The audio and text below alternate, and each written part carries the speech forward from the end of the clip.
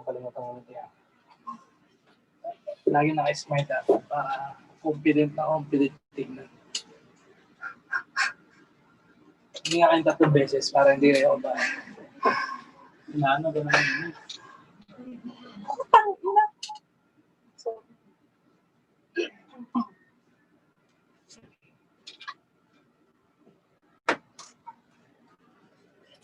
Hello, world. Hello, Philippines. And hello, young millionaires. My name is Monica. I am Leah. And my name is Luis. And we will be your hosts for today. Welcome to our webinar. You know what, guys? I've been waiting for this webinar for months. And we are finally here. Exactly, Leng. Actually, hindi lang talaga kita sa mukha namin, pero sobrang excited kami ngayon. Kung malalaman nyo lamang kung gaano yung preparation na ginawa namin para ma-reach out kayong lahat sa social media at makasama namin kayo ngayong araw na to, is ginawa na namin yung promotion, yung video, yung poster, and even yung aming speaker for this afternoon. You know, isa to sa araw na talagang inaabangan ko. Pero teka, speaking of pinaghandaan, ano ba yung mga dapat nating abangan for today? Naku, kahit ako, Ate Monica, sobrang excited na din kasi maya-maya lang makikilala natin ang ating speaker. And not to mention, we also have cash giveaways and raffles. Kaya if I were you, I will sit back, get my drink, and I will stay tuned because this will be an exciting ride. So, pero Kuya Luis, tungkol saan ba exactly itong webinar natin? Buti na lang natanong mo yan, Leia.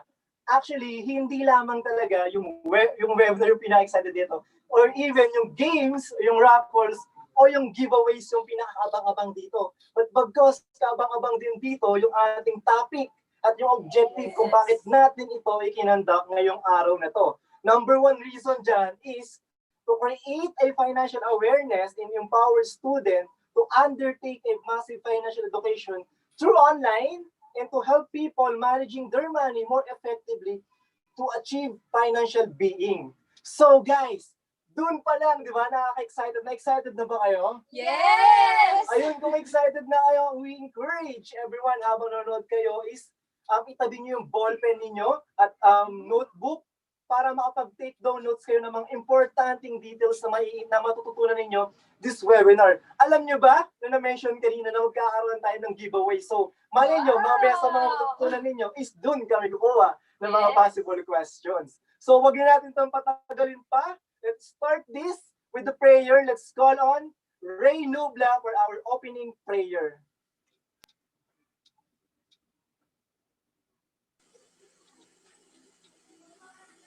Let's close our eyes and for the purpose of our Lord Jesus Christ.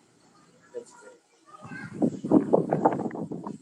Our Heavenly Father, we are grateful for this wonderful day you have given us to gather through technology. We're grateful for your guidance and protection as we continue our daily tasks in our lives. This time, we ask you to please bless the speaker to inspire us for our better lives in the future. Help her also to touch her lives as she will discuss everything about how to be a successful person someday. Guide us, Father, and send thy Holy Ghost to comfort us. Bless the people around us and protect them as well. Bless our community and the government we have. All these things I leave in the name of Jesus Christ. Amen. Let us now proceed to the national anthem.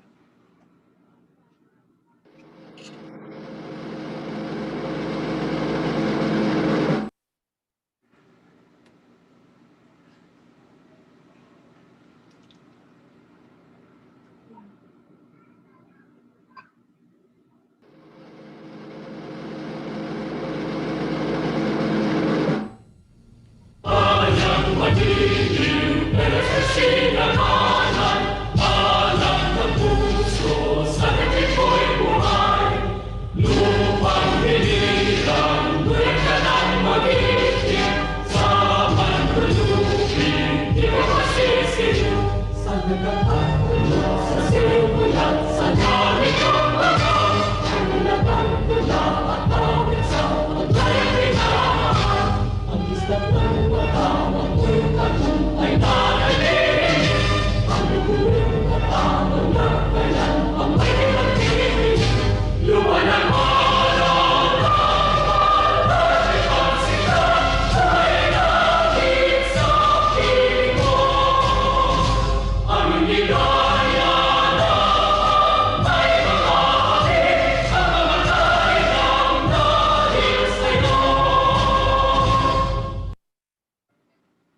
Once again, we are back.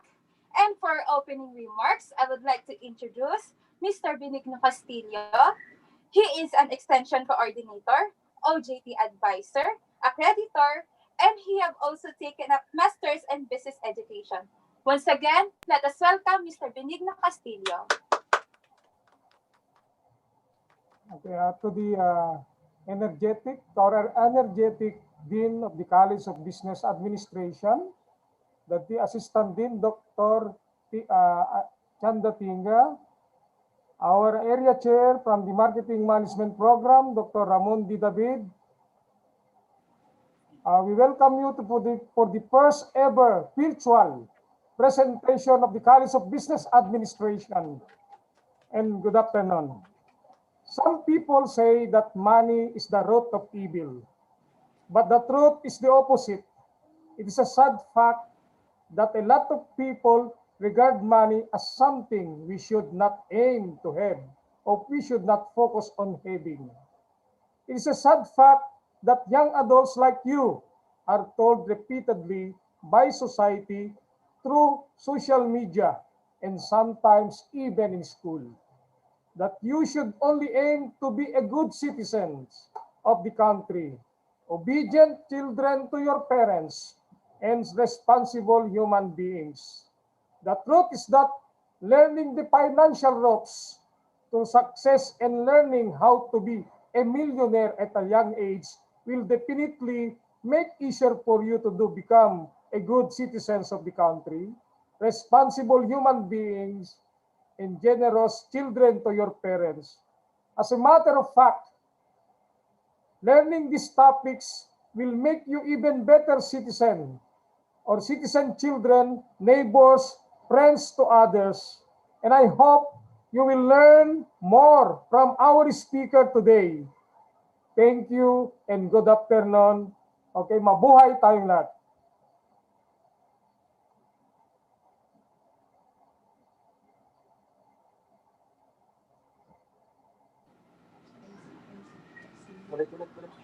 Thank you so much, sir.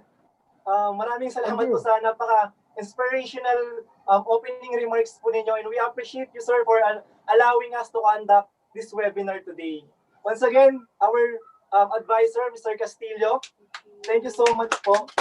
Thank you For our very much. next program, allow me to introduce our overall committee chairman and ang pinakamasipag naming leader, Mr. Raffle Rex Botero, for the introducing our speaker.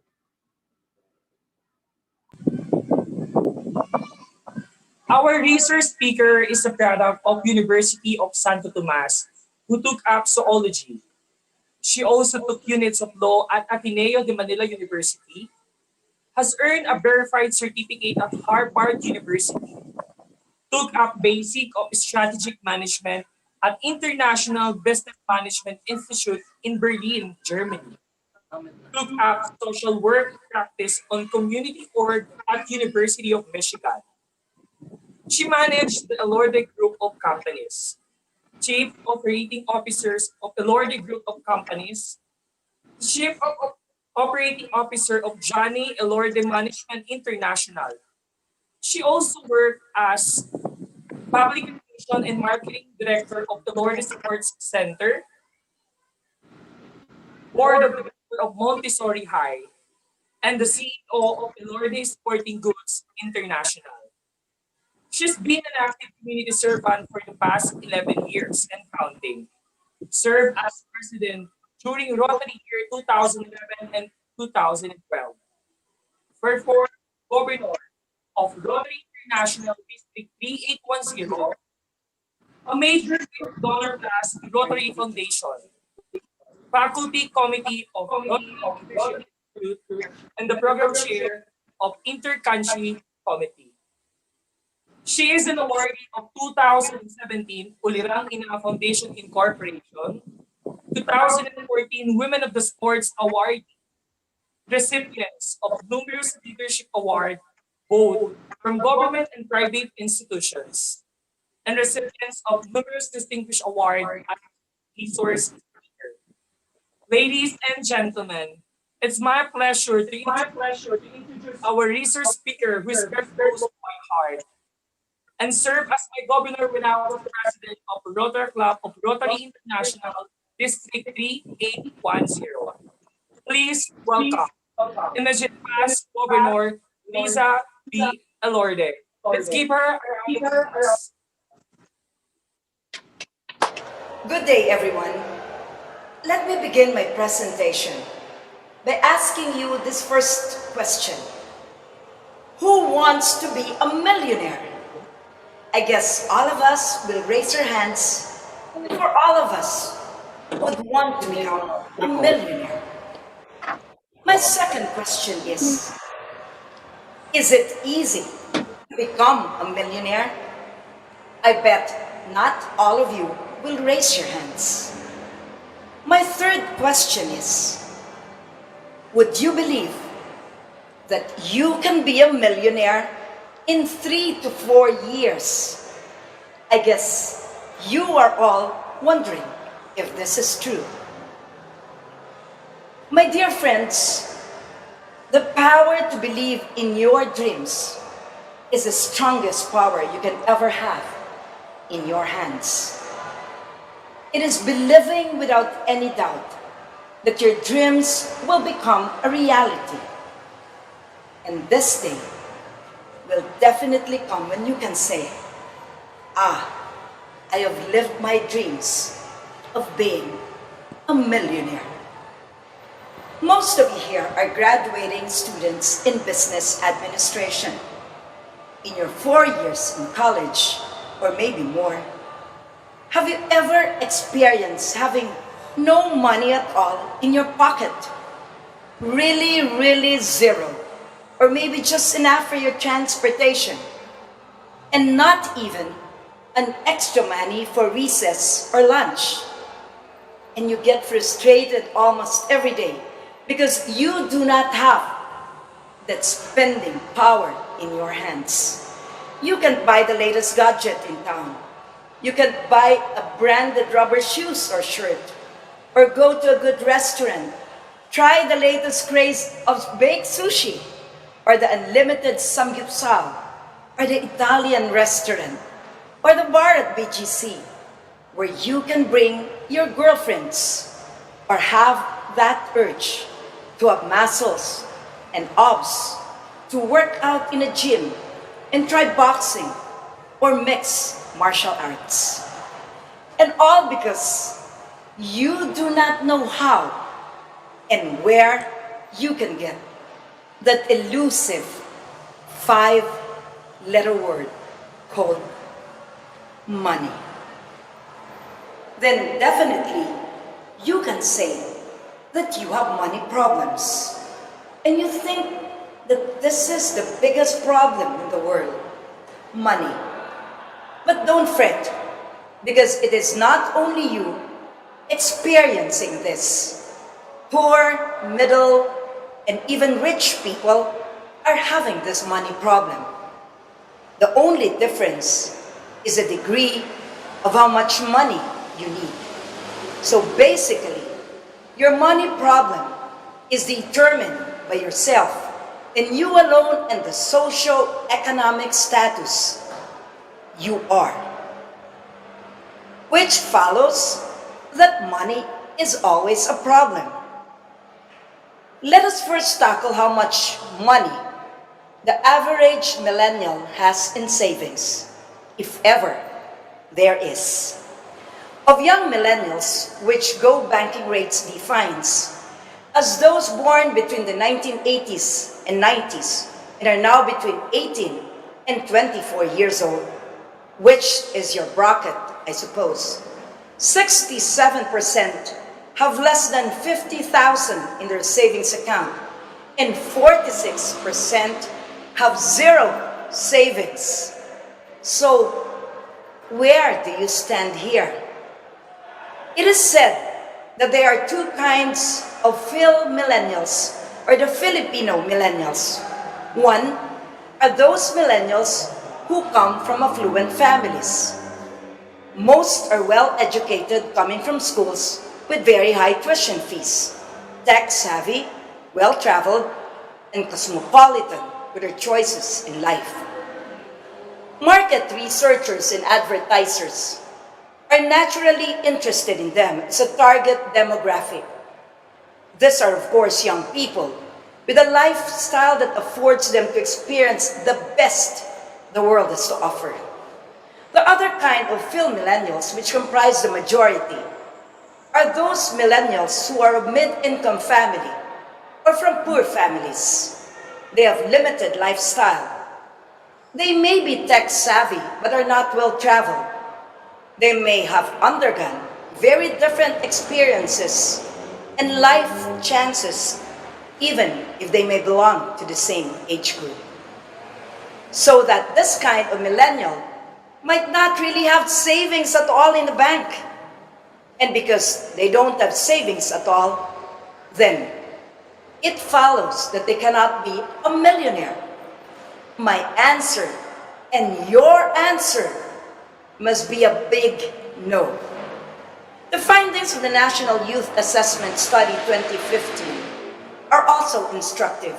The study, sponsored by the National Youth Commission, profiles the needs, attitudes, and economic state of Filipino youth aged 30 years old. 70.2 reported that their household income, on average, is less than 10,000 pesos. 18.8% of households are recipients of 4Ps, which means they are indigents. 42.5% of surveyed youth are hoping for a job within the next 5 years. Among those who are employed, 26.2% indicated that their occupation poses same form of hazard to their health. This basic economic data suggests that many of our youth are not as upwardly mobile as we thought they were. So, what do we do now?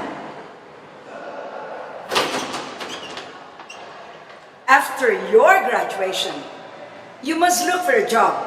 We cannot be idle, for time is of utmost importance if we want to become a millionaire at a young age. Jose Sebastian, age 21, landed a job as a tour guide, even if he was a business management graduate.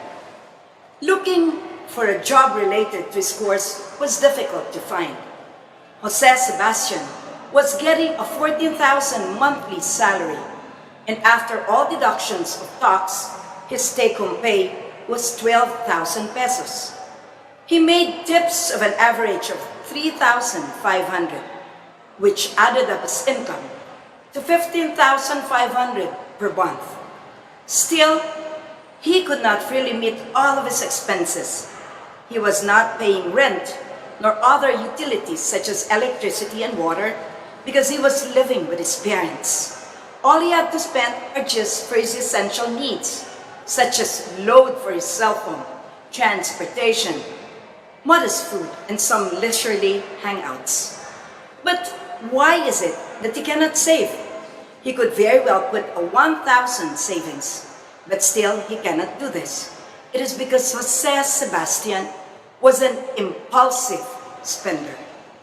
The impulsive spender places importance on their appearance and frequently makes impulse purchases to keep up to date on the latest trends.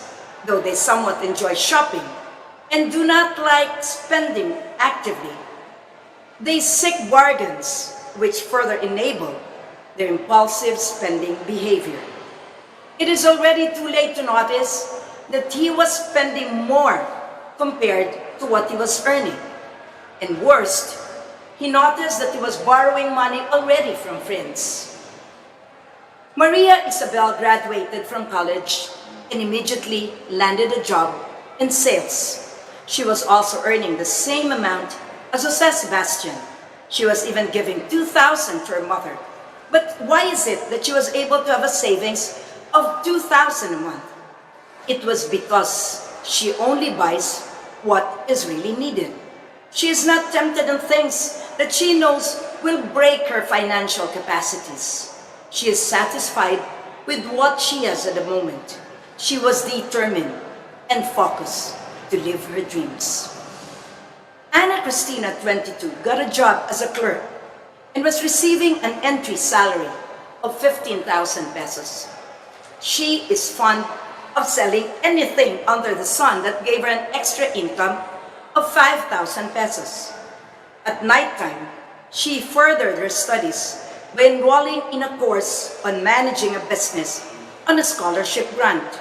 She was renting a small room, pays for some utilities, buys her own food, spends for transportation, does not indulge in any extra spending, and still was saving 1,500 every month. There are many stories about our young employees or workers now who complain a lot about their finances, but have not even bothered to see why they cannot get to have both ends meet and really focus on the root cause. So, what do we need to avoid in order for us to have a grip on the little money that we have? These are the things that you should avoid. Avoid a life without purpose. Always remember that in everything you do, there should be a purpose. You should be able to track down that purpose and plan how you can achieve it. Number 2, avoid the negativity of things. Never ever think that you are not good enough. This will pull you down and you will have self-pity and cannot accomplish anything. Number 3, avoid friends who are BI, or what we call bad influence. Look for real friends. Friends that can inspire you in doing good. Friends that look after your being and not just theirs. Friends who can make the good times better and the hard times easier. Number 4, avoid blaming others' attitude. There is no one to be blamed except you. You are in control of yourself. It is you who is the captain of your ship. Don't pass on to others what you were not able to accomplish. Number 5, avoid excessive spending. Live only through your means. If you are tempted to buy a thing from Lazada, you're always allowed to browse through the items, but never, ever hit the word buy if you really do not need them. Number 6, and this is very important, avoid being lazy. Being lazy just means you want to expend as little effort as possible. And who in their right mind would want to spend extra time or energy where it's not warranted? A lazy person will not go places. The biggest advice you can ever have in order for you to succeed financially is to develop a long-time perspective.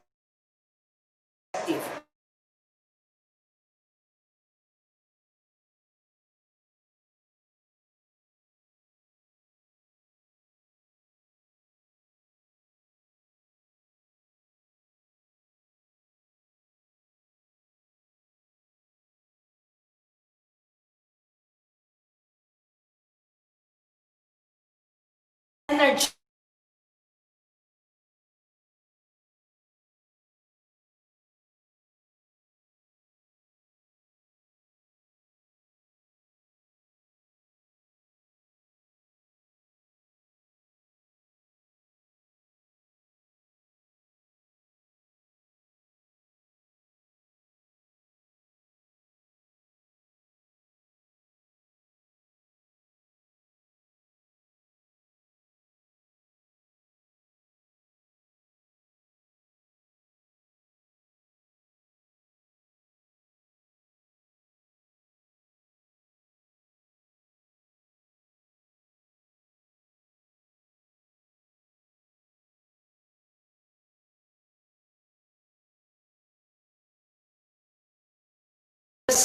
Scholarships, and others.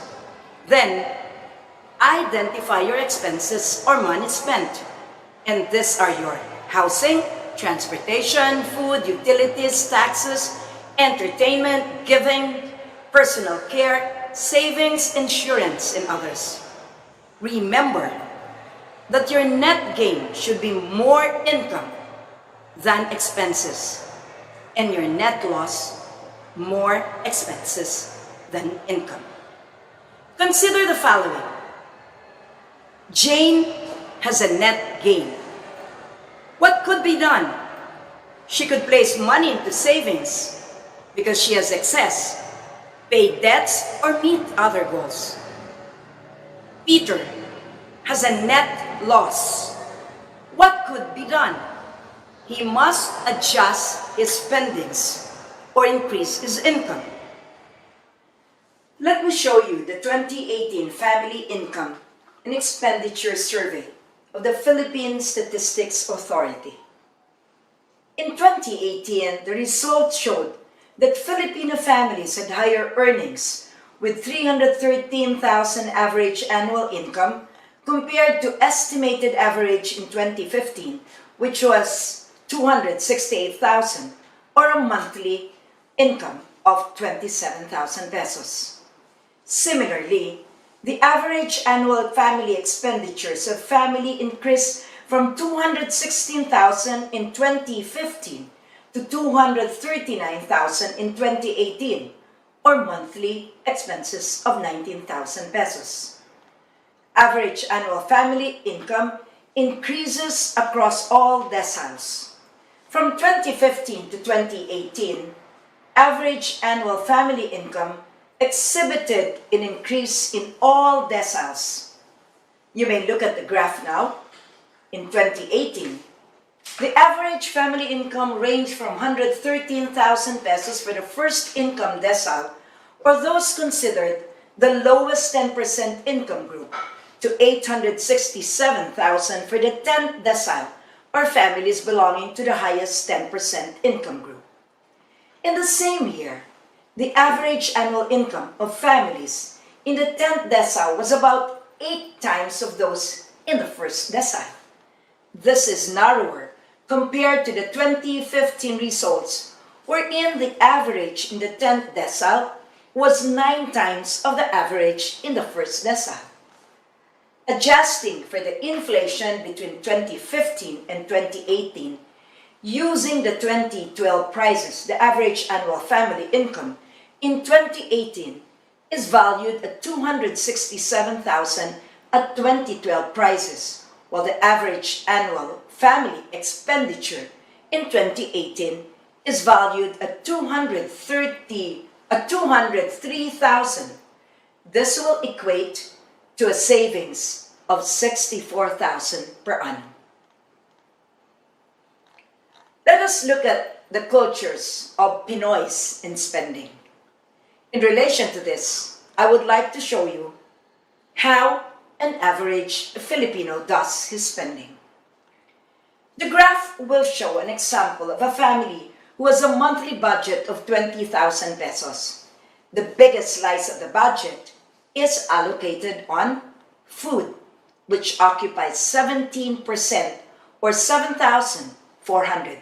Then we go to house, 13% or 2,600 pesos.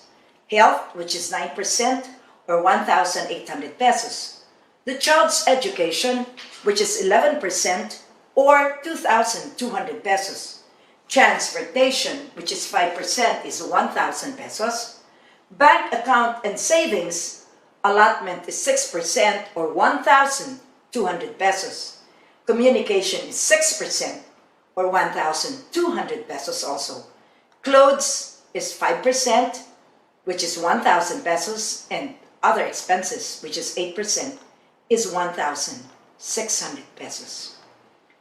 In this pandemic times, Filipinos have also experienced significant impact on their household income. About 40% of the population said that their income went down to 50%. With the danger still up in the air, Filipinos think that it will take time for them to go back to what was their normal routine. Going to the restaurants, having parties, visiting relatives and friends may still not be done till next year. Travel, leisure activities, cultural events, concerts will likely not be allowed yet. And When asked about their priorities during these times, they said that they will only spend on essentials like food, personal items, and on their health items such as their medicines. Let me discuss with you the age bracket in terms of spending as given by Martha Jean Sanchez in the e-commerce statistics in the Philippines.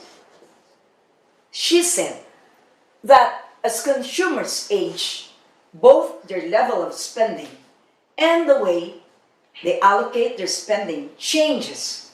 Their experiences such as getting a first job, marriage, having children, and retirement can all have profound effects on spending patterns. This report provides a brief examination of how expenditures vary with age. I will give you more statistics on this, basing it on the distribution of online shoppers in the Philippines in 2018 by age group. More or less, in this graph, we can also pattern this from shoppers who go out. But considering the pandemic crisis we are in right now, let me show you how online shoppers by age normally do their spendings. In her survey, she said that about 52% of the online shoppers belong to the age group between 25 to 34 years old in 2018. Online shopping is one of the most popular online activities that Filipinos do next to playing video games, as reported. The 25 to 34-year-old demographics occupy the biggest of the pie, which is 52%. Next is the 18 to 24 years old, 26%, then 35 to 54 years old, 13%, 45 to 54 years old, 5%, 55 to 64 years old, 3%, and 65 years old and above, occupying 1%. It is shown that middle-aged households had the highest spending in nearly all categories. Older households spent the most on health, although younger households spent less than middle-aged households in all categories. Younger households outspent older households on education and communication and on transportation and leisure. For the first three categories, which are health, household goods and services, and rent, spending shares increased with age. For example, health spending accounts for about 4% of total spending among younger households, 6% of total spending among middle-aged households, and 13% of total spending among older households. In contrast, for the next two categories, education and communication, and transportation and leisure, the spending shares decrease with age. The spending shares for food seem to be the same across all age groups. The simple disaggregation highlights that spending patterns vary across ages and categories. The 25 to 34-year-old and the 35 to 54-year-old demographics are in an advantage when it comes to spending power. They can spend more because they earn a steady income and the purchasing power is quite big. These are young executives who occupy basically good managerial positions in the company and more or less are masters in their chosen fields, which again will equate to higher income. However, this advantage will come in as there are times that they spend too much and may incur debts, thus losing their spending plans. On the other hand, the young millennials aged 18 to 24 years old may also have good earnings, but limited as they are just starting their careers. They just have to watch again how they spend their money so as not to be burdened with the downtrend figures in their income. In an online GMA News and pinned They shared the 50-30-20 spending habits, which must be followed. 50% of income must be spent on necessities, 30% on wants, and 20% on savings and investments. This can still change based on the preference and priorities of the person, but basically, this pattern should be followed so as to have a balanced income and expense net worth. Remember not to live beyond your means. Avoid frequent food deliveries. Do not indulge on the thrill of online shopping. Do not have so much subscriptions that some are just not used. Never keep up with everyone with the intention of what your friends have, that you should also have. In order for you to achieve your dreams and your long-term perspectives, let me introduce you to financial freedom. There are several meanings of financial freedom. I find this meaning very relevant for you. Financial freedom means that you get to make life decisions without being overly stressed about the financial impact because you are prepared. You control your finances instead of being controlled by them. Financial freedom usually means having enough savings, financial investments, and cash on hand to afford the kind of life we desire for ourselves and for our families. It means growing savings that enable us to retire or pursue the career we want by earning a set salary each year. Financial freedom means our money is working for us rather than the other way around. Here are the 3 things you need to do to achieve financial freedom. First, become debt-free. It is your debt that will pull you down and you might not be able to rise up again. If you can refrain from using credit cards, please do so and use it only during emergencies. If you earn something extra pay your debts right away, especially if you are paying high interest on your loans. Start investing early with a goal-based approach. You have heard this before, and you will hear this again. Start investments as early as possible, even if it is in small amounts, and let the power of compounding show its magic. Number 3, prepare for life's uncertainties. There are many unseen expenses that might come along your way. You must be ready with this. Build a contingency fund, as they say. This fund is created to meet urgent or unforeseen expenses. Add up some more to your savings for this unforeseen expenses. Get medical insurance.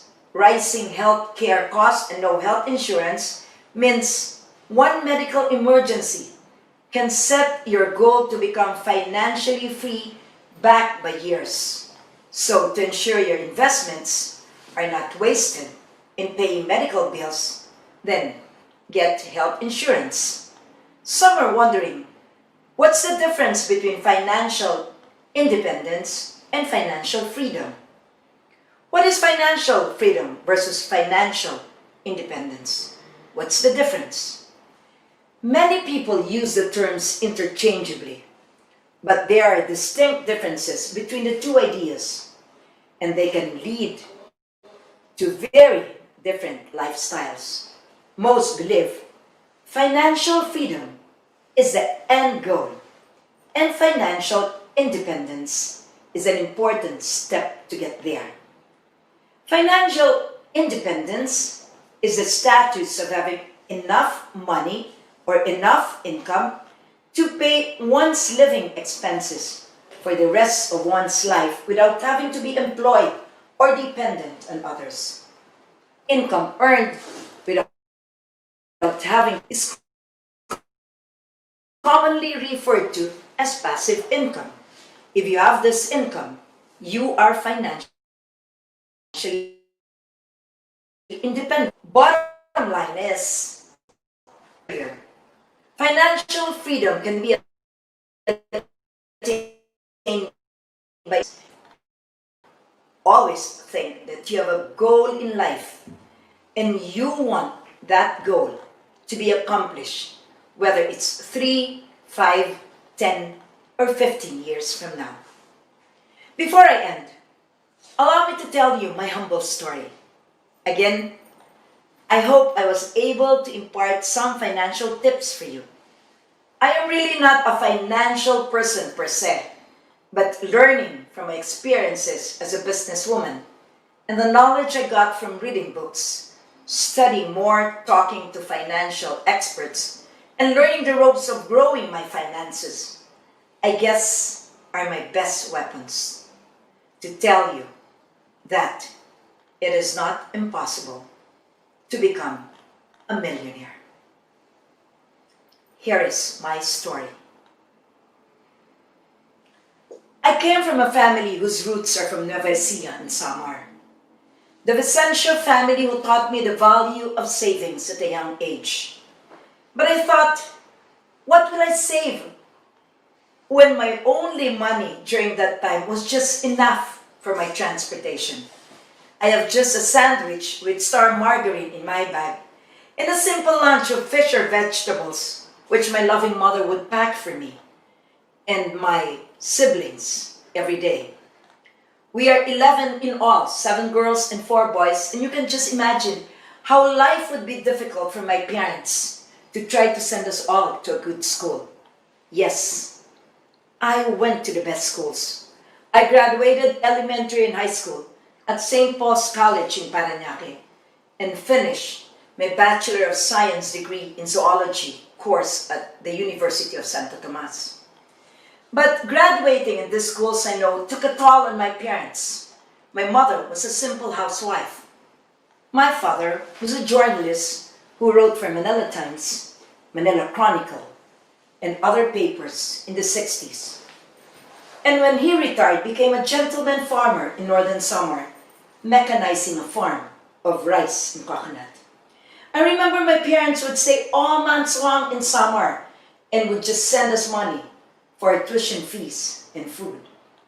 I could see how they sacrifice a lot and how every time they come home, they will tell us a story of how the harvest was not good for the year because of the typhoon.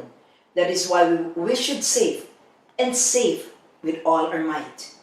But again, what will I save when I do not have even extra money on hand? At an early age, I saw already why money is important. Because I would want to buy things that my classmates had, like nice bags, nice dresses, an endless visit to the canteen to buy our favorite banana Q and potato chips, a chauffeur-driven car, and an extra money in their wallets, which I did not have. I would not be honest if I say I did not envy them, for I really envied them. And I said, one day, I will be able to afford these things. Because I believe I can change my life. I started making assignments for my classmates for a fee. They gave me money or they would bring me sandwich with a ham instead of a margarine. And I was so happy then. I know somehow it was wrong to make their assignments, but I did not have any choice during that time, for I want to have money and save. From the little savings that I had, I would make that into a small business. I would buy anything and sell it to them, like candies, small stuff, food, shirt bags, and anything I can ever think of that will make a little profit for me. During those times, there were rural banks who have passbooks where you can insert coins in every pockets. And if you will fill those pockets, you may be able to save 100 pesos and then deposit them and fill up again another one. My being business-minded brought me to college, where I also did the same, selling little stuffs. But in college, there were more temptations of having friends who will show you some gimmicks, and my little savings got all washed out. But don't get me wrong, I never got into hard drinking or drugs. The drinking was all for fun. Drugs was definitely a no-no for us. It was good I was in the company of good friends who also valued education. We were all determined to finish our course. I spent my savings with buying nice bags and nice clothes, which I am fond of. I thought, never mind, I will again earn this after graduation. After graduation, my father told me, my job to send you to school is done.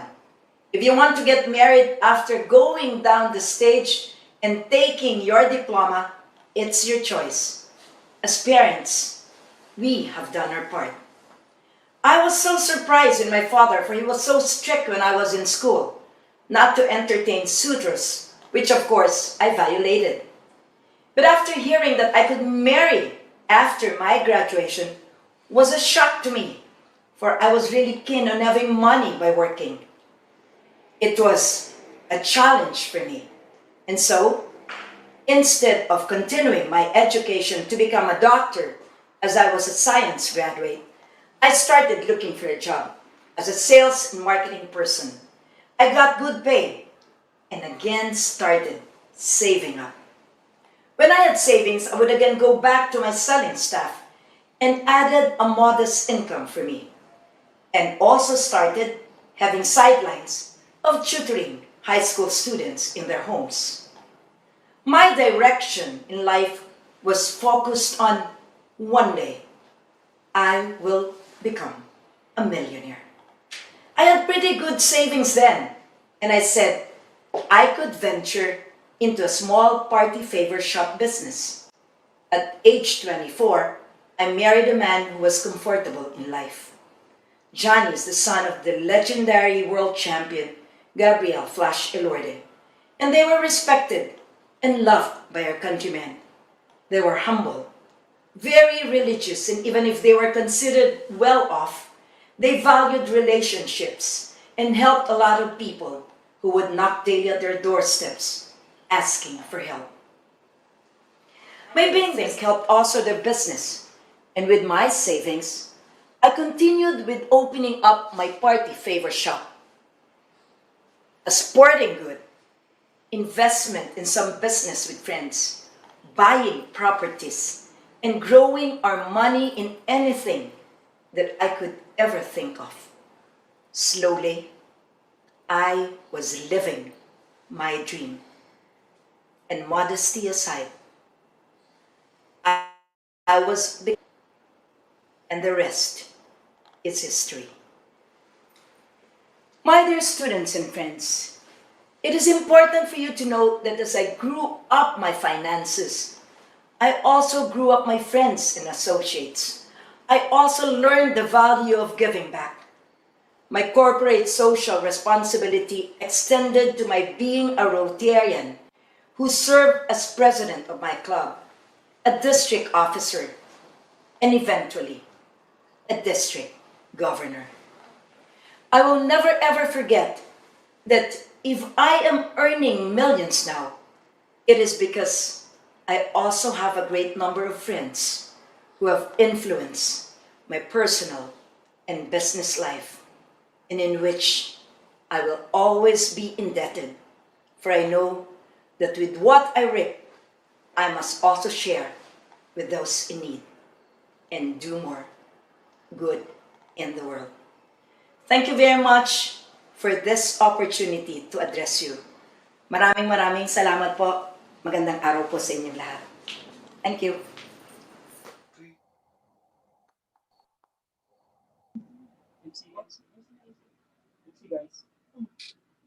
Good afternoon. Once again, we are back.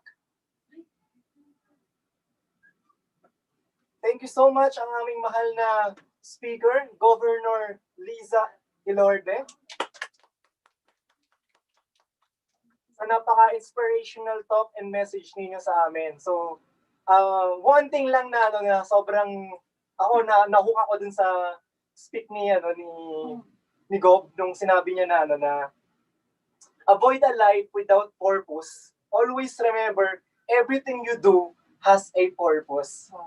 So, sobrang na-quote ako dun sa sinabi niyang yun. Kasi, this webinar, if every one of us is doing ginagawa natin yung best natin for our goals, talagang talagang andun yung purpose talaga di ba? So worth it itong day na to na i-invest niyo para makasama kami. So kayo ba, ladies, what did you learn from Mrs. Elorde, our governor? I was hooked nung sinabi ni Governor na no for idle time. Right after kong mag-graduate is you should search for a job already. Kasi importante na if you really want something for yourself, most especially if it has something to do with your finances, magsisimula ka talagang magtrabaho. Oo. Another thing, siguro yung maghanap ka ng mga friends mo that will help you fuel positivity. Kasi motivation mo siya to continually dream, to continually work for what you want for yourself. Ikaw ba, Demons? Para sa akin, yung talagang pinakatumatak sa akin na sinabi ni Governor is live within your means. Kaya as much as possible, right at this age pa lang natin, graduating pa lang tayo, is matuto na tayong mag-budget, marunong na rin tayong mag-invest. Kasi in the future, malaking tulong talaga siya para sa atin, para ma-achieve natin yung financial freedom. Exactly, no? So ayun, thank you so much sa pag-share ninyo ng mga natutunan ninyo. I know, hindi lang tayo yung natuto this afternoon, no? So guys, sa mga viewers natin, sa more than 100 viewers natin dyan sa YouTube, kaway-kaway lang sa inyo. Masaya kami nakasama namin kayo. This time, pwede nyo i-comment sa ating comment section natin yung mga natutunan ninyo, ha? And mamaya, babasahin natin yan if may time pa tayo. And hindi lang yun. Yung dapat ninyong i-comment dahil I know lahat tayo ay may possible question at gustong malaman kay Goptop.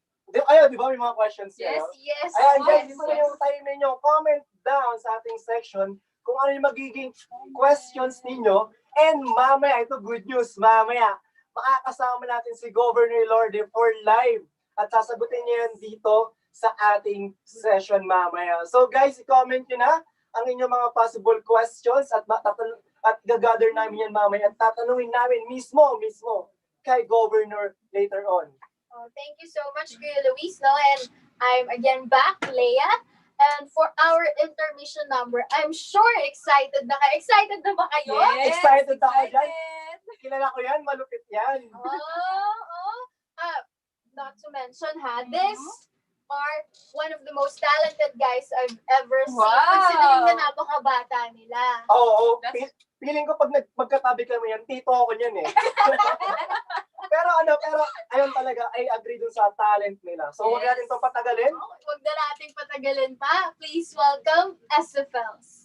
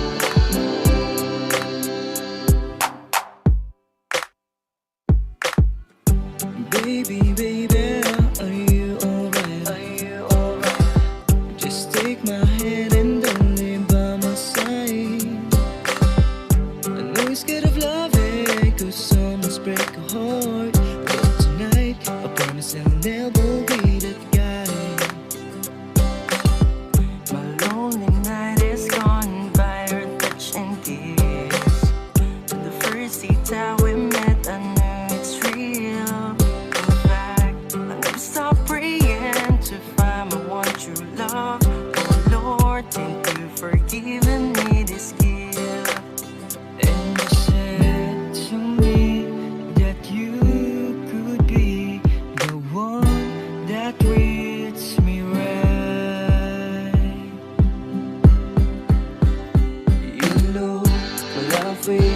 is real, so please don't break my heart.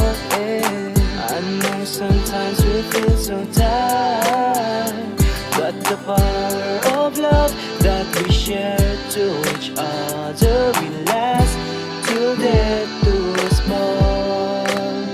'Cause you've got the in my heart.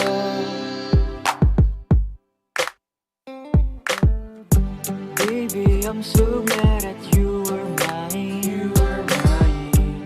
You're my weakness like a kryptonite. I know it sounds crazy, 'cause our love is made of fire. So tonight we'll be the one who light this place. And you said to me that you could be the one that treats me right. You know my love for you is real, so please don't break my heart. And I know sometimes we feel so tired, but the power of love that we share to each other will last till death do us part. 'Cause you've got the in my heart. Baby, baby, my love for you is real. Love for you is real. Oh baby, baby, you got me so weak. And you said to me that you could be the one that treats me right. And you believe that I will be.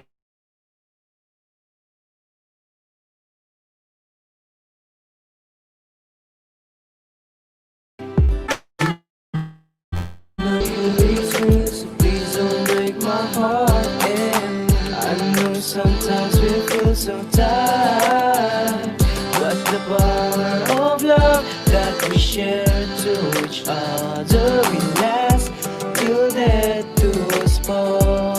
'Cause my love is real. The love for you is real, so please don't break my heart.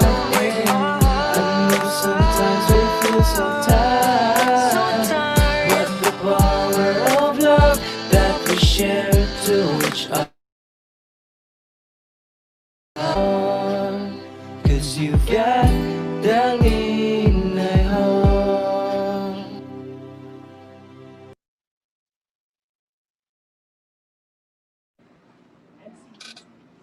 Thank you so much once again ang SFLs. Palakpakan naman natin sila. Ayan, kung gusto nyo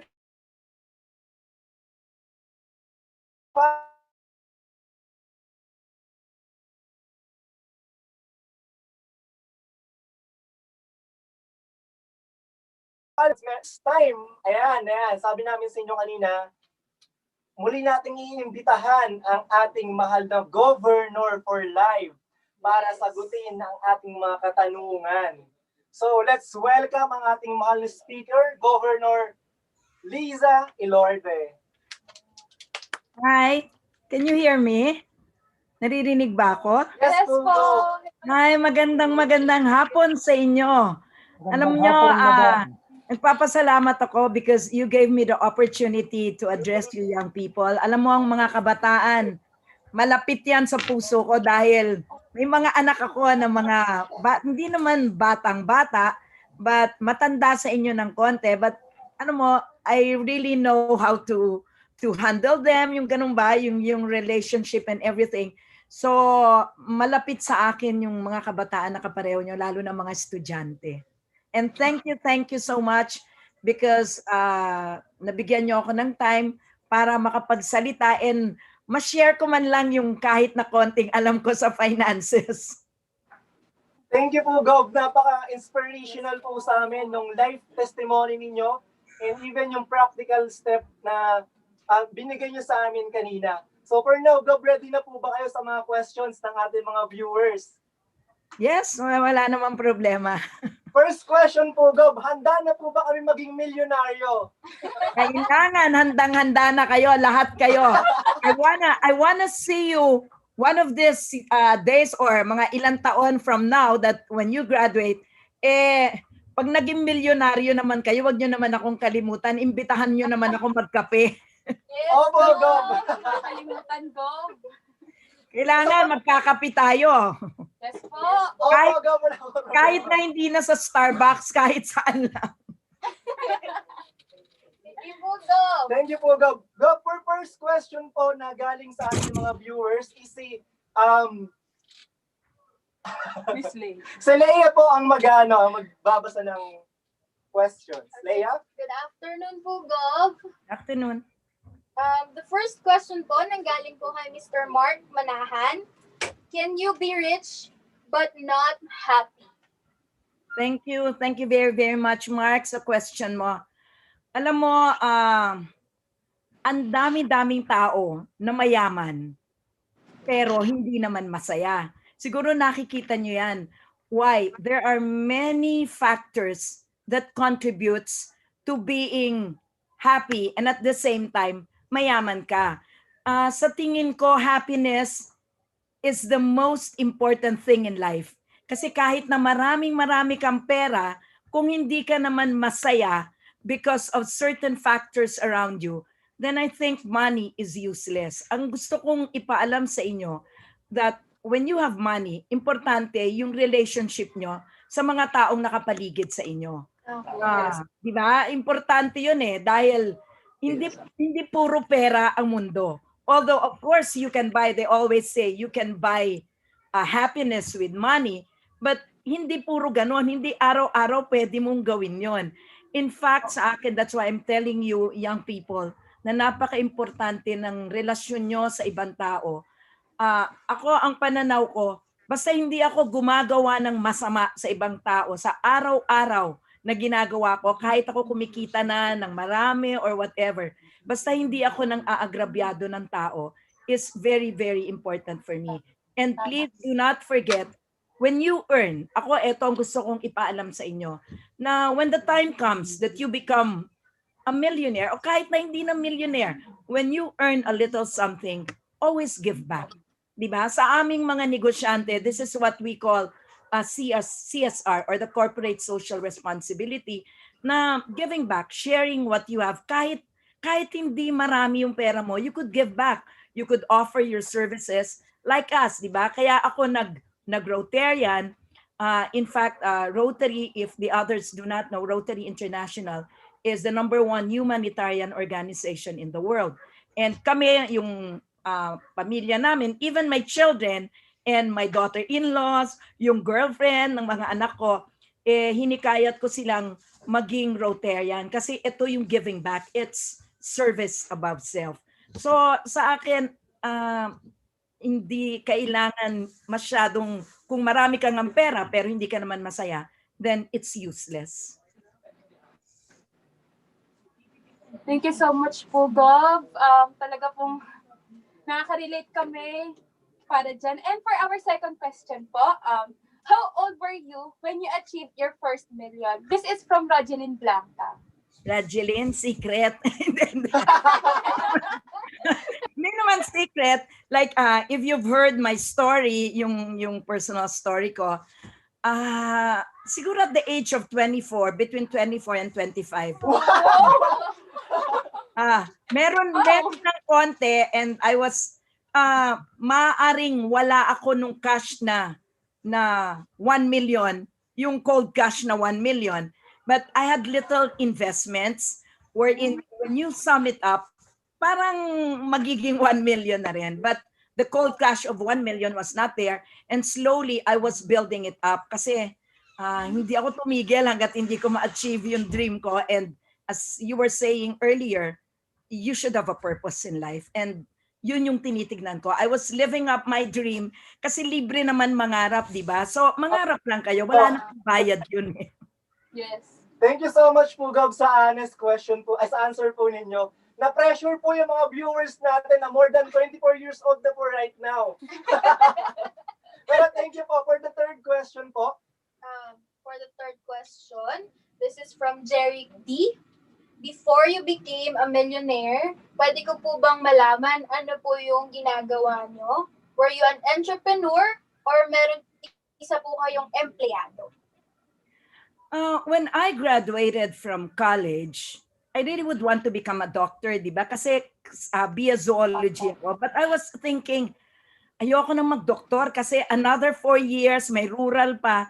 Kailangan kukulangin lang yung pera ko because sabi ko baka mamaya wala na akong pera and everything. So I looked for a job and I was into sales and marketing.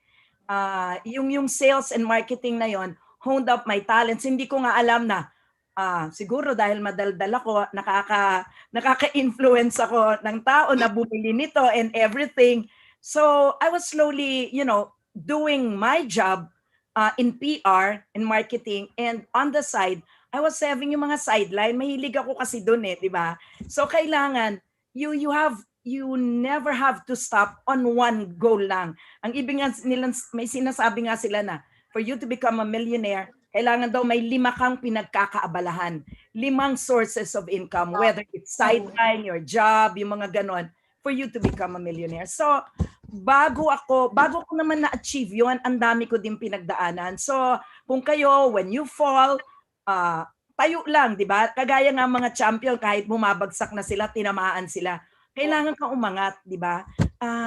Yung mga sinasabi ko nga, never think about the negativity of things. Wag mo i-pull down yung sarili mo, but instead, pull it up kung ano man, and eventually you will have your dream. From me working sa isang kumpanya, nag-isip ako na nag-isip, I never stop, and then tayo ako ng negosyo, and from then on, nagtuloy-tuloy na. Thank you so much, Pugob. Follow-up question ng Pugob. Ang dami po na yung mga viewers natin na working, tapos may mga business. And this pandemic, naka-experience po ng hardship. Ano po yung encouragement niyo po sa kanila? You should, alam mo ngayon kasi, di ba, lahat naman tayo apektado nung pandemic. Even our own business, kami nga yung affected talaga because we are in the sports business, yung Elorde Sports Center. And kung ang bubuksan nila yung mga essentials, but not yung leisure na kapareho namin. But then, we thought of, kagaya yung naisip ko ngayon. Sabi ko, ano ba sarado yung sports facilities natin. It's about time that you think of business na, ano bang tawag dun sa Tagalog, yung na how do you call that? Yung po pwede sa panahon. So ngayon puro online, di ba? So you could teach online, di ba? Yun ang naisip ko. Pwede akong gumawa ng app. Kayo magagaling kayong gumawa ng app. You are very, very good in technology, the young people. And or think about ways, kagaya lately lang nag-open kami ng water station, yung mga anak ko, sinasabi nila, Ma, let's open a water station because this is essential. And during this pandemic, kailangan yung mga bagay na kailangan talaga ng tao. So, something like, alamin mo kung ano yung babagay sa sitwasyon na yon. So, yung mga nawalan ng trabaho and everything, yung nagsara yung mga negosyo, there are a lot of things that you should do.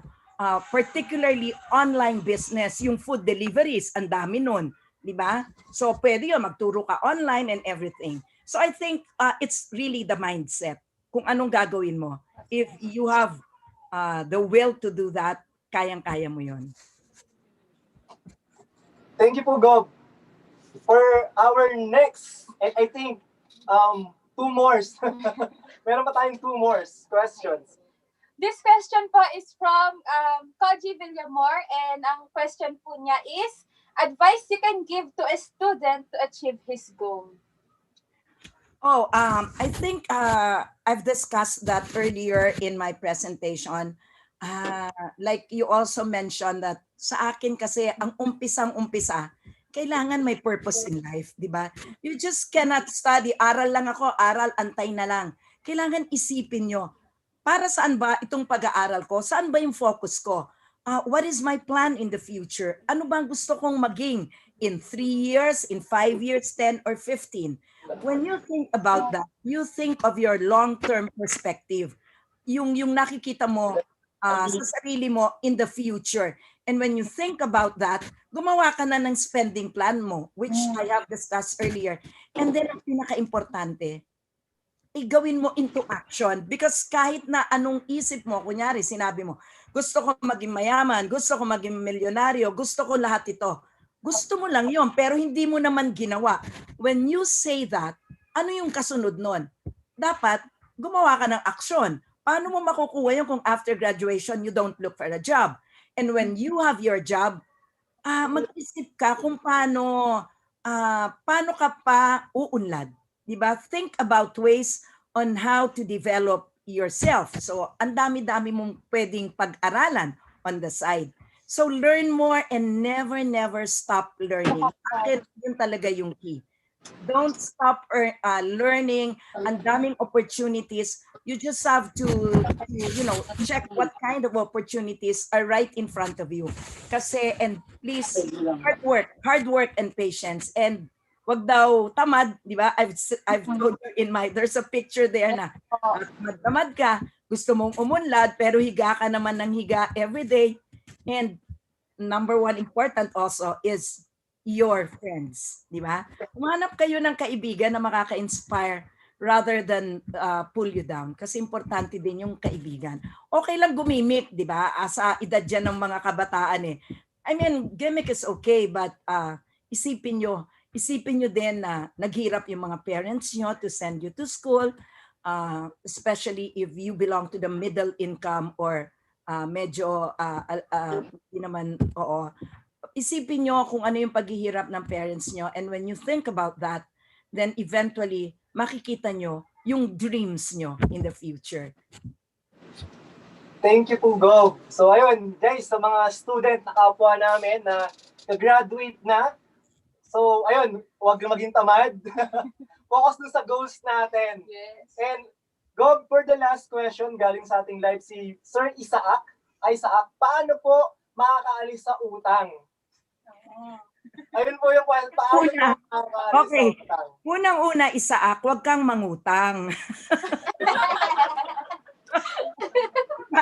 Sabi ko sa inyo, ano mo, ang hirap mangutang. As much as possible, huwag tayong mangutang kasi ang interest, lalo na kung yung utang mo may interest, there is what you call compounded interest. May sinasabi nga sila na, ano ba yon, ang tawag doon yung umutang ka na, binabaon ka pa sa utang, and then it's 5-6. Ang 5-6 is parang they get 20% of utang mo. Ang una kong advice is, if you can avoid yung kumuha ng loan or sa utang or whatever, paki-avoid nyo. But if you are there, okay, kunyari may utang ka na, wala ka na talagang magawa, and you have a job but you cannot pay kung ano man yung utang, palagay ko, kailangan ka pang mag-isip ng iba pang paraan para dagdagan yung earnings mo. Kasi hindi ka makakabangon kung hindi mo iisipin na saan pa ba ako kukuha ng additional income ko to pay my utang. Because if you only rely on one source of income, tapos marami ka at the start marami nang pinagagastusan yung source of income mo na yon, tapos nangutang ka pa, baka ang kalabasan niyan mademanda ka, di ba? Which is not good. So I think kung andoon ka na sa utang na yon, number one, kung hindi mo mabayaran, pakiusap ka muna, di ba? I mean, that's natural. Pakiusapan mo. Sabihin mo, bayaran mo yung utang mo. Because you know what? Pag hindi mo binayaran yan, that will reflect on yourself. And hindi ka na makakaulit, di ba? And matatandaan ka na, hindi ka na makakaulit. Now, kung nahihirapan ka talaga, pakiusapan mo siya, hulug-hulugan mo. But for you to do that, you should have another source of income para mabayaran mo yon. And how to do that? Maghanap ka ng ibang pagkakakitaan. Di ba? Ang dami naman pagkakakitaan. Maraming style on how to get it, yung iyong abilidad para kumita, but always think yung kikitain mo na yon should come from from mabuti, hindi naman yung a scam business na ganon dahil mas ibabagsak ka nun. Diba? I mean, that's what I do. Kailangan mag-isip ka lang ng added income for that. But always remember, ba't ka ba nagkautang? Because you can avoid that. You can avoid that. Don't overspend. Lahat ng sinabi ko kanina, isipin nyo lang yon. You are young people. Wag muna kayong mangutang ngayon. Mangutang na lang kayo kung kunyari, yung negosyo nyo. Because it's not bad. It's not bad na manghiram kayo ng pera. In the bank, karamihan sa mayayaman at sa malalaking negosyo, they have loans in the bank. Ang lalaki, milyon-milyon. But because nababayaran nila dahil sa feasibility study mo, nasasabi mo na itong perang ito, hindi mo naman to i-spend lang, i-splurge lang. This will go to another business or an investment which will earn a profit. And syempre, tansyado yun ng mga bangko para pautangin ka. Ito, sa feasibility study, kikita ito. So, pauutangin ko to. Yung ganun ba, okay mangutang kung sa tingin mo may pambayad ka, may pagkukunan ka ng bayad. Pero kung wala, I bet wag na kayong mangutang, please. Thank you so much po, Gob. Ayun, napapatapik po sa dibdib yung mga viewers po natin ngayon, Gob. Tapos napapataas ng kamay sila. Ako yun, yes, Gob. Okay. Thank you so much, Gob, sa pagsagot ng mga inspirational na share nyo sa amin. For this time po, we would like to appreciate po yung time na kasama po namin kayo. And for the awarding of certificates, I would like to call on our Vice Committee Chair, Mr. John Myron C. Barrera.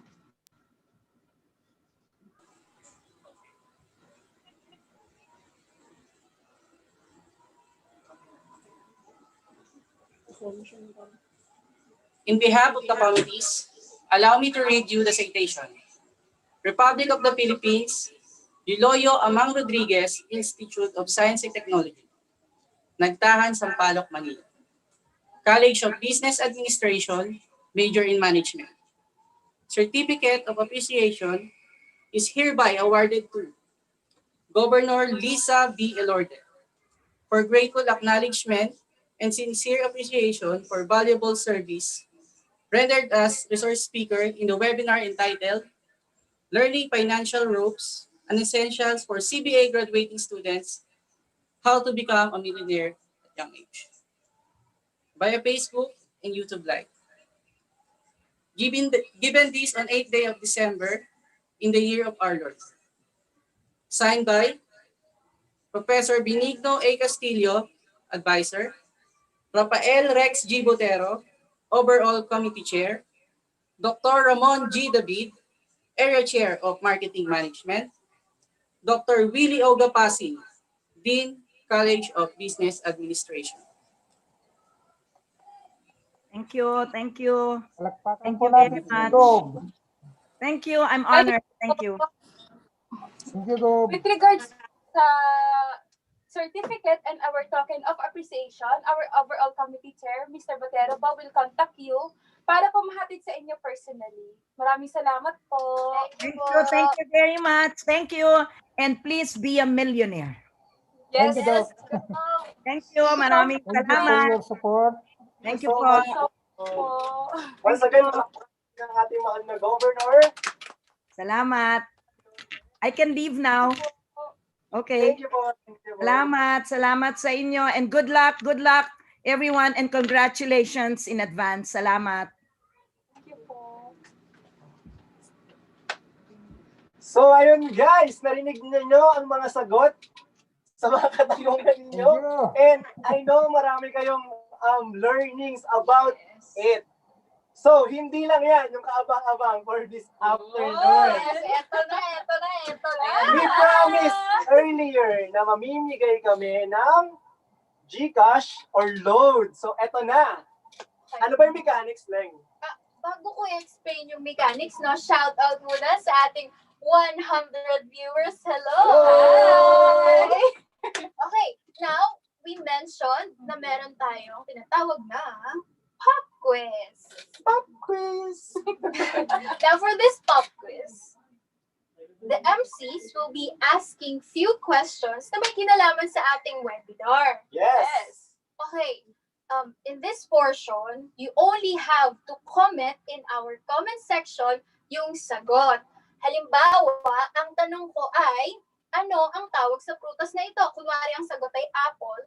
Beside your answer, ilalagay nyo rin po yung inyong FB account. Apple, FB, Lea Ruth Colinco. Para po, doon namin kayo makukontakt para sa inyong prizes. Simple lang, di ba, MCs? Yes, sobrang simple lang. Kaya guys, ilabas nyo yung mga notes ninyo dahil sisimulan na natin ang pop quiz. Question number 1. Question number 1. Ano ang title ng ating webinar? Ready, get set, go! 10, 9, 8, 7, 6, 5, 4, 3, 2, 1! Time's up! Ayun, I think meron nang nauna nag-comment. Huwag kayong maganda guys, i-comment nyo yung sagot ninyo at ang promise namin kung sino yung unang makakuha ng tamang sagot is siyang mananalo. So later on, babasahin namin yung mga nanalo. For the second question, makinig po kayo. Okay. For the second question, eto na. Ready na ba kayo, MCs? Yes, we're Yes. ready! Ready na ba kayo? Ready na ako ready na. mag-countdown. For the second question, ano ang pangalan ng ating guest speaker? Ready, get set, go! 10, 9, 8, 7, 6, 5, 4, 3, 2, 1! Time's up! Okay. I hope mabilis kayong mag-type. I really hope. Ito pala guys, tip. Gumamit ng mahiwagang copy-paste. Tama yung sinabi ni Kuya Dax. Kasi itong pag-game natin, pabilisang mag-type. Yes. Diba? I mean, nanood ka na, natuto ka na, nanalo ka pa. Siyempre. Type ka pa! Let's proceed sa ating question number 3. This will be the last question. I think mas Yes. mahirap ata ito kasi sa mga Medyo nauna. pinahirap natin ng konti. Medyo pinahirap. Mapapaisip pa kayo? Okay. For the third question, what are the two types na binanggit ni Gov sa kanyang speak kanina? Two types of millennials. Oh! Medyo, Yes. Pero pag take down notes kayo, masasagutan nyo to kaagad. Tip, nakalagay doon, two kinds of Phil millennial. Ibig sabihin, Yes. Filipino millennial. Okay? Yan na, may Ready, kanya. get set, Go! 10, 9, 8, 7, 6, 5, 4, 3, 2, and 1. 1. Time's up! Time's up. Ayan, mamaya kinokollect na ng aming team ang mga nanalo at mga sumagot sa ating live question, sa ating mga pop quiz. So now, guys, hindi pa yan yung games na meron tayo. Take note, hindi pa yan. Wow! Di pa Kung ba kanina yun 50 pesos yung eh? pinamigay natin, ngayon ile-level up natin. Level up. Hello, Yes! Gagawin natin siyang 51 pesos! Charot lang, joke lang. Gagawin natin siyang 100 pesos! Wow! Sumoble! Pwede ba kami sumali dyan? Oo nga! Pwede, pero isa-sacrifice nyo ba yung pag-host natin? Kasamahan ako dito para manalo sa games? Mamili kayo. Di bali ka lang. Oo na, sige na, sa inyo na yun. So, ito yung magiging mechanics ng games natin, guys. Makinig kayo, 100 pesos ito. Before matapos itong webinar, so abangan ninyo, maipipin kaming link sa baba, which is yun yung survey form namin. Okay? Ang kailangan nyo namang sagutan, ang gawin ay sagutan ng aming survey form at kung sino yung 5 na unang makatapos makapagpasa ng survey form is sila ang mananalo ng 100 pesos. Okay? So, paano nyo malalaman kung panalo kayo? Agad-agad po, after ng webinar at nakapagsagot po kayo, i-chat po kayo agad or may message kayo agad ng aming team, which is nasa kabilang kwarto lamang sila, na kayo po ang nanalo. Yes. Okay? Mamaya abangan ninyo. So, wag natin itong patagalin pa. Tinatawag na pala namin ang aming mahal at pinakamasipag na si Rafael Rex Botero para sa ating closing remarks.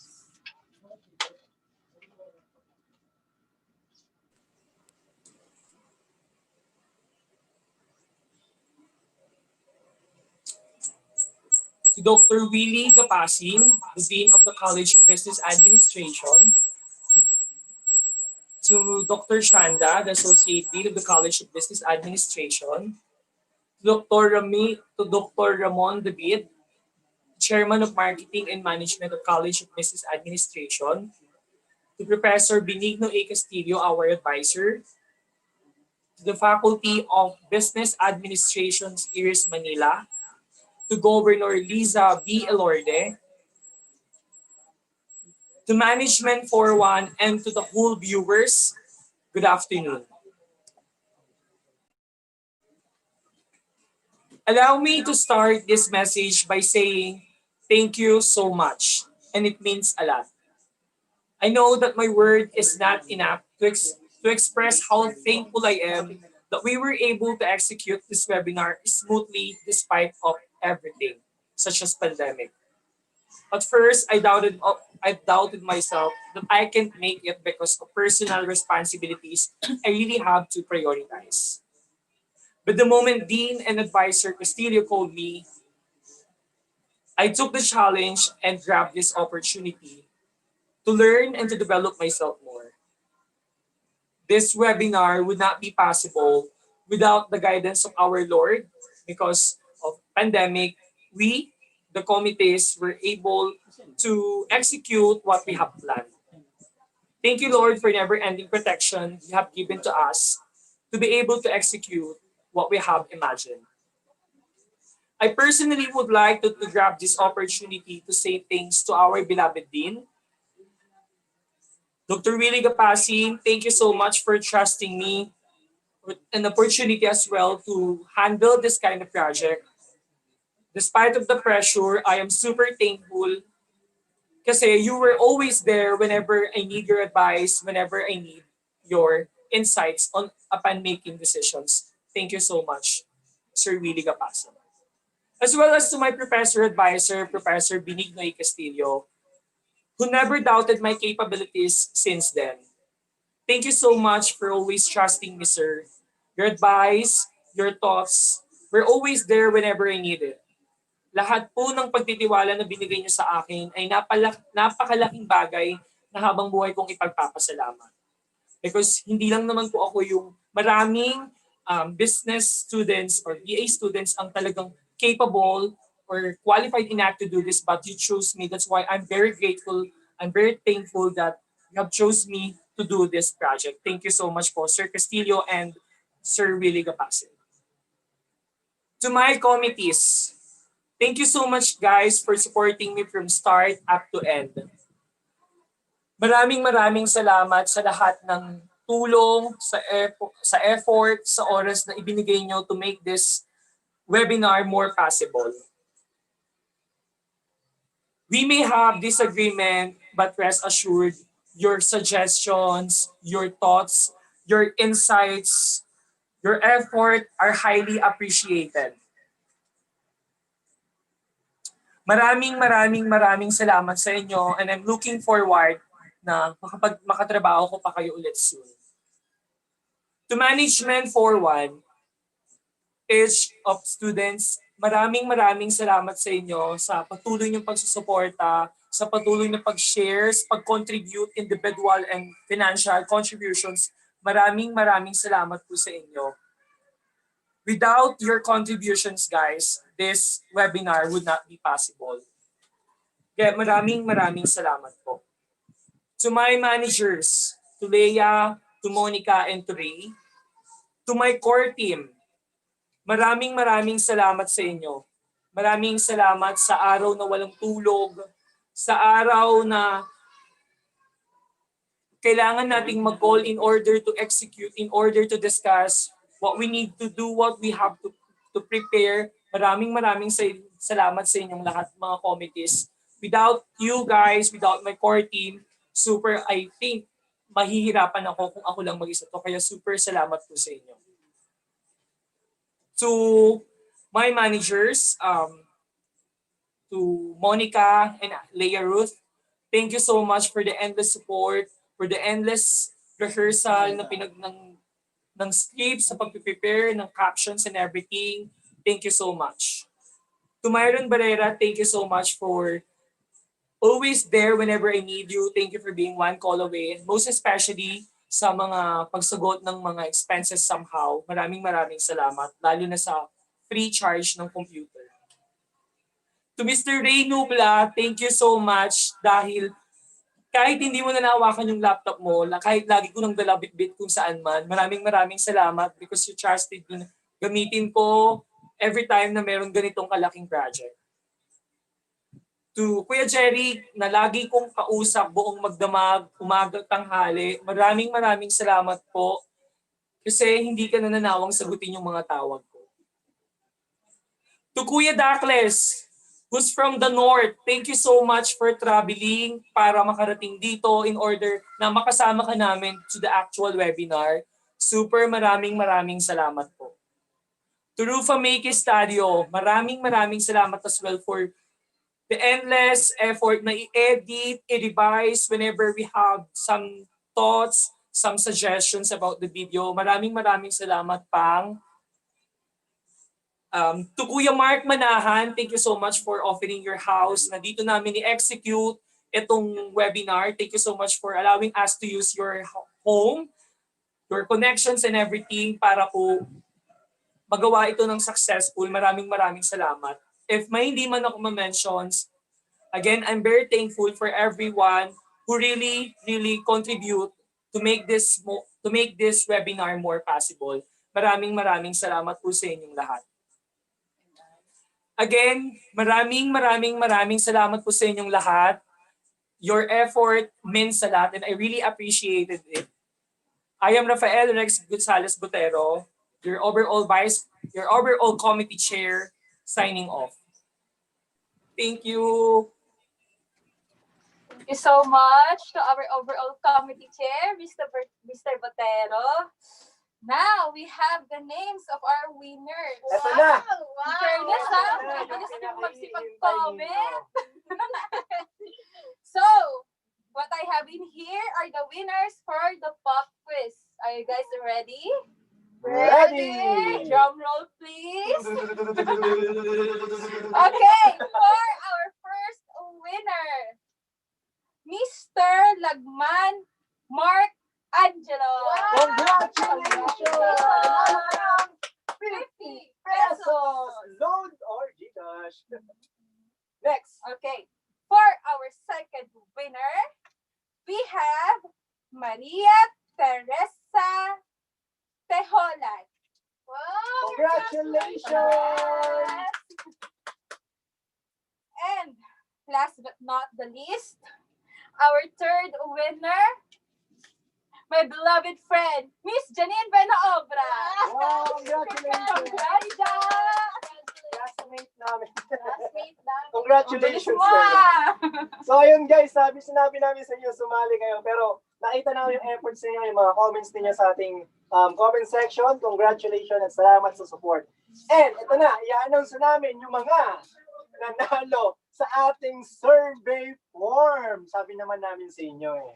Hindi namin.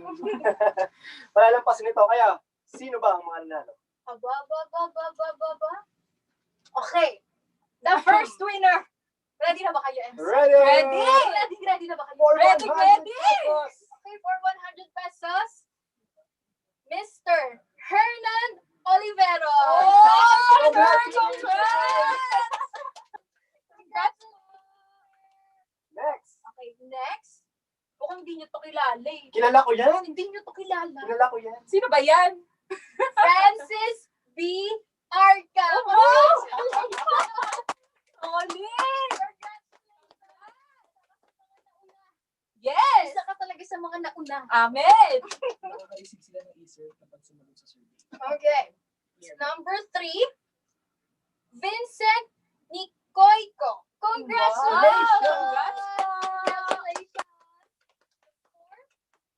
winner of our 100 pesos is... Kilala ko yan. Ay, hindi ako sure. Hindi ako sure kung kilala niya to eh. Sino ba? Ganito kami niyan, no? Hey! His name is John Brits Baratita. Oh! Congratulations! Okay. Last but not the least, Jo Marie Agbada. Congratulations! Well, once again, thank you so much sa mga umaten, sa mga agang dumalo sa ating webinar at until now, it's tinapos talaga. Once again, guys, in-encourage namin kayo to answer our survey form para maka-receive kayo ng certificate. Yes! So, automatic. Wow! Ito, sobrang high-tech talaga. First time ko na-experience to. Na after mo mag-serve, ay after mo attend ng seminar, agad-agad iaabot yung certificate. Ito, after ninyong sagutan yung survey form namin, automatically isa-send agad Oh, yung wow! Yes. certificate ninyo. Naka-free lang webinar yan. ka na. Mm. Nagka-knowledge ka pa. Nanalo ka pa, nagka-certificate ka pa. So again, guys, ready na ba kayo maging billionaire? Ready? Siyempre, so ayun nga. Okay, may special winner daw. Wow, teka, ang dami pa sabog ka. May special winner. Tayo, isa na ba sa ating Oo. tatlo? Isa na ba? Nako naman, naginulat Teka. mo naman ako. Ginulat niyo. Teka. Yung kamay. Kayo na lang. Ayun nga pala guys, as a reminder, ayun, stay safe nga pala. Yes, Time lalo of na this pandemic. pandemic. Ano ba yung mga dapat iwasan during this pandemic? Well, number one, crowded places. We are in the Christmas spirit, Yes. pero dapat responsable pa rin tayo sa atin. Kaya tignan mo tayong tatlo naka-face shield, no? Yes, always Yeah, wear wear your your face shield. Ayan, Not para just safe. your face shield, also wear your face mask when going outside. Yes, and also, we have this one. Don't forget to sanitize. Yes. Hindi namin i-endorse to, baka akalain nyo Oh, in-endorse baka Oo. naman. We're just endorsing your safety. So, andito na ang ating special winner. Thanks to Sir Hernan Oliveros. Okay, her name is Nikki Ira Abiad. Congratulations! Okay, for our winners, no, kukontakin na kayo ng aming team. Yes. Ng aming team na lumipad. No? Sorry. Yeah. Yung aming team ang kukontak sa inyo para makuha nyo ang inyong prizes. Yes. So, Grabe, no? keep in touch. Ulitin nga natin. T-shirts. Ano ba isa? Load. Ano ba isa? Knowledge. Ano ba? Free webinar. Uwi na tayo. Ayun, once again, thank you so much sa inyong lahat. Maraming salamat. Tapos puso kami nagpapasalamat sa inyo. Ay, alam thank naman you. natin na kapag may simula, may pagtatapos din. Ito yung pinaka-nakakalungkot na part. Pero in-encourage namin kayo na huwag nawang mag-stop yung pag-aaral natin kung paano natin paano tayo magiging successful sa mga dreams and goals natin. So never stop. Kahit discourage ka man, nahihirapan ka man ngayon, okay lang yan. That, even our speaker, naranasan din nila na talagang yung business nila this time of pandemic talagang bumagsak din. Pero ayun, nakita niyo naman, narinig niyo naman, nag-continue sila. So ayun din, same with us, everyone, viewers, and kami rin, encourage kami na mag-continue, mag-persevere this time of pandemic. So wag natin ito patagalin pa. This has been Luis. This has been Leia. And this has been Monica. We We are signing off. Bye-bye! Bye! Mag-iingat kayo! Thank you for staying with us. Thank you! We love you. Take care. Stay safe and sanitize.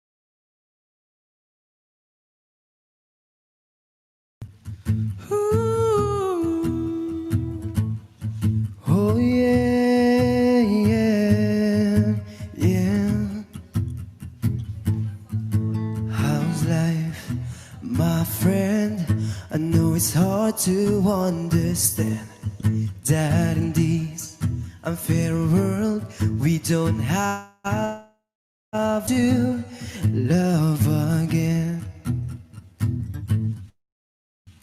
Ooh. We gotta choose. We gotta live in your heart and do something new. 'Cause we need to fix the battles in our life. We are the dreamers, we can make it come true. You can do anything, just believe in you. We are the dreamers, we can make it come true. You can do anything, just believe in you. To got your dreams, you gotta move.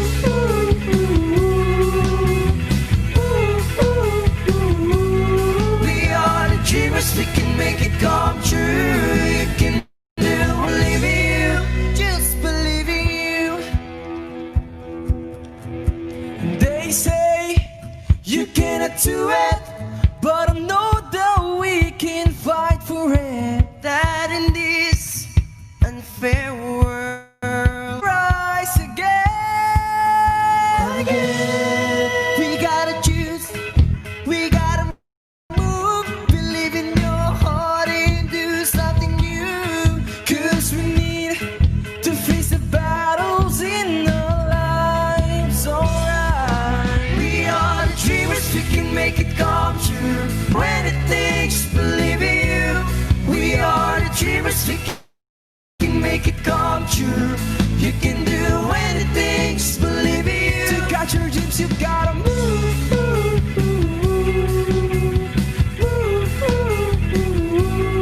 We are the dreamers, we can make it come true. You can do anything, just believe in you.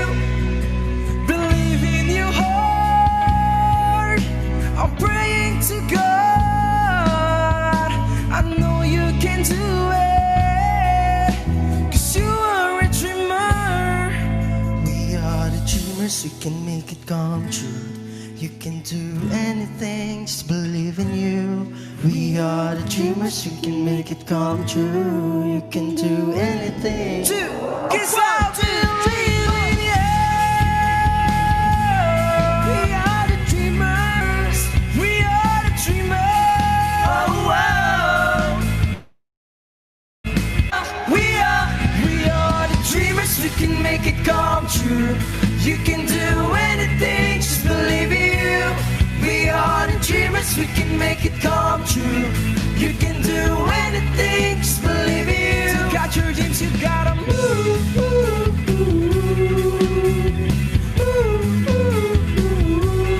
We are the dreamers, we can make it come true.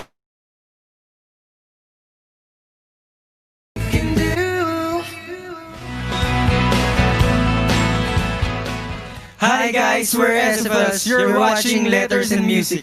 Please subscribe now. Enjoy.